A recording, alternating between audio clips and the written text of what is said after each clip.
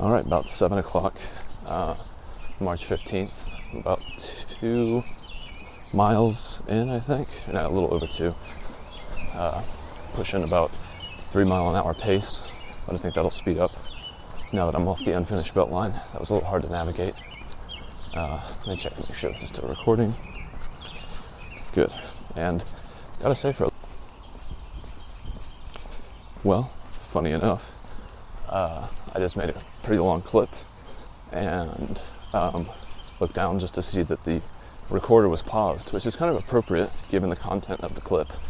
I had this really long metaphor going. By the way, it's 7:10. I'm about 2.5 miles in. I'm on DeKalb Avenue, and I peed twice. I want to keep a tally of that. And I won't try to recreate the whole thing, but I did like this metaphor that I had made for this feeling that I was trying to describe that's now lost. So I would like to try to recreate that just briefly. And so I'm going to do my best attempt to recapture the magic. Before I do that, let me make sure it's still recording. Cool. That's the first time I've ever accidentally paused it. So I'm not really sure how that happened, but I'm inclined to think it has something to do with the rain. In any case, I was saying, and I'll just pretend that this is the first time after this preamble. Earlier, when I made the first clip, I had this kind of just general feeling of being bummed, and I didn't know why or where it came from. Maybe I was just waking up, but it was just like this weird feeling.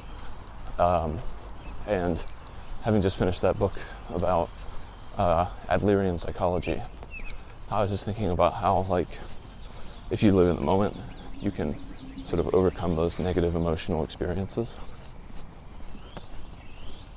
Morning. Morning. And so at a certain point, when I came to the first porta potty, I thought, well, if that's even 10% true, then it's worth trying. And so I tried it, and for a moment, I felt that feeling of bumness go away. And I was like close to elated instead. So I was just like, oh, well, I mean, I'm just out here, like, whatever kind of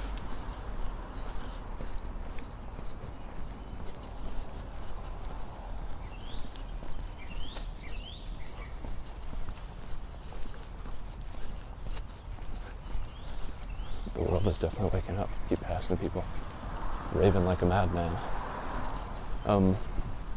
Anyway, I'm just out here, like, whatever's going on in my head is, like, I was describing it as, like, a bad feeling like that feels foreign, like someone who's taken up residency inside of me without permission, and, like, I want to see their papers, I want to see identification documents, I want to see their lease agreement, like, I want to see who they are and interrogate them, this feeling, or these feelings, because I know that, like, they are not embedded within me, I guess. And in any case, I'm still out here. I'm just out here. That's all there is to it, really. I did make one mention of my friend Reed that I'd like to recapture. And that was that when he was out in Washington, D.C., biking from there all the way back to Atlanta through the backcountry, he told me that at certain moments, I don't know if he was, like, frustrated or angry or scared. I should really ask him. But he said that he cried, and I was just wondering, like, without judgment, but just since me personally, I don't tend to cry. I was just wondering, like, what happened? Like, what made you go over that edge? And I don't really know his temperament really super well. I've hung out with him a handful of times and a pretty good sense of who he is, but for sure I don't know him super well. So maybe he just has more of a disposition to experience that.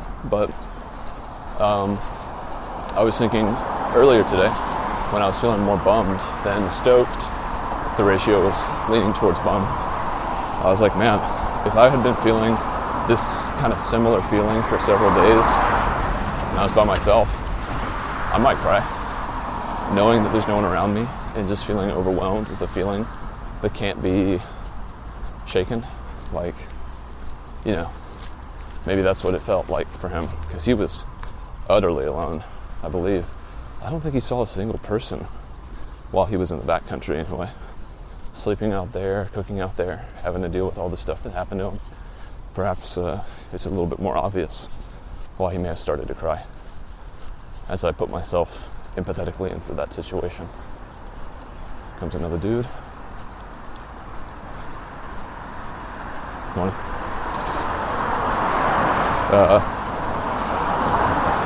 So yeah, maybe I'm not seeing what's right in front of me. Starting to rain a little bit more again. Grab the umbrella.